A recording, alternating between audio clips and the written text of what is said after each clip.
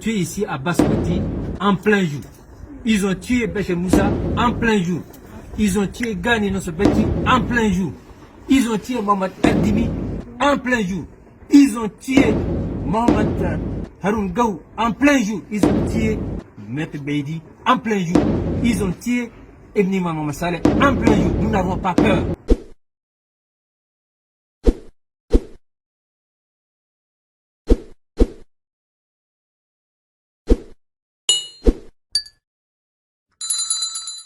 Le Tchad n'appartient pas à Idriss Déby, le Tchad n'appartient pas à Hinda Déby. Ils ne pourront pas nous intimider, ils pourront nous tuer par la grâce de Dieu. Mais ils ne pourront pas nous tuer en faisant des assassinats de civils. Ils l'ont fait déjà. Ils ont tué ici à Baskoti en plein jour. Ils ont tué Béché Moussa en plein jour.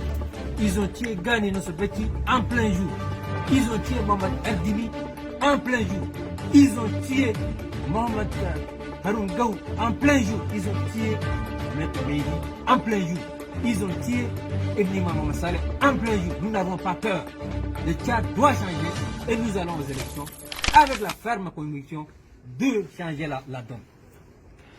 Nous sommes avec Abdelkerim Yacoub Koudougoumi, coordinateur du mouvement citoyen Pacte et également directeur Afrique de l'ONG Internet sans frontières. Bonsoir, merci d'être avec nous. Merci de nous recevoir. Alors, première question, peut-être la tentative d'interpellation a eu lieu ce matin. Est-ce qu'on sait ce qu'il a précisément déclenché? Est-ce que vous avez des informations fraîches?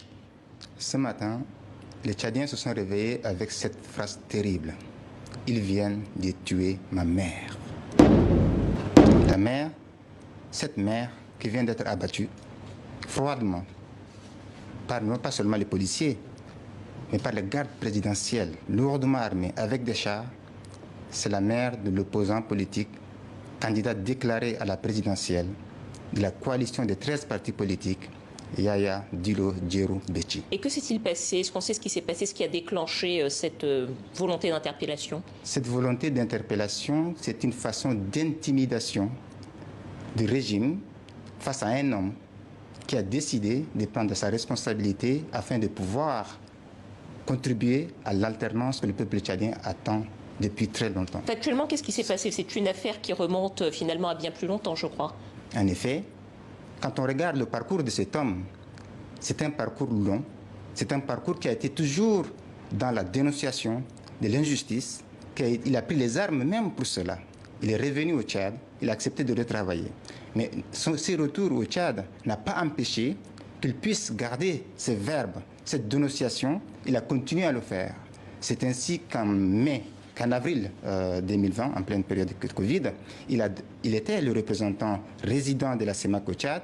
Donc, il s'est quand même permis, face à la situation terrible du Covid et la gestion de cette pandémie, de donner son point de vue, son avis et critiquer la gestion de cette pandémie. C'est ainsi qu'il a critiqué le fait que la fondation de la première dame Hinda Déby puisse avoir la main sur la gestion de cette pandémie au détriment du ministère de la Santé publique.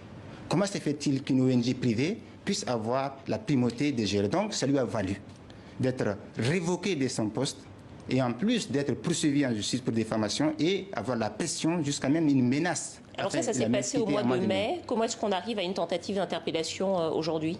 Quand il a quitté N'Djamena, il s'est retiré dans son village de tout. Il s'est vraiment retiré de toute activité politique et publique. Ils l'ont laissé tranquille. C'est au moment où il a décidé de se présenter aux élections avec d'autres partis politiques.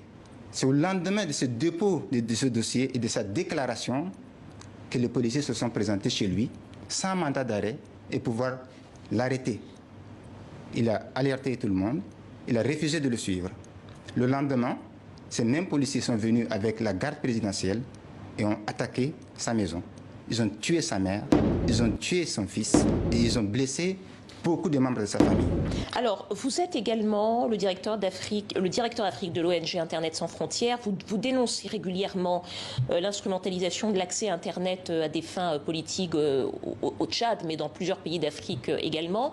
Là, ce soir, vous dénoncez à nouveau ceci, mais également vous dénoncez l'instrumentalisation de la pandémie du Covid à des fins politiques en Afrique. Est-ce que c'est à ça selon vous, qu'on est en train d'assister au Tchad?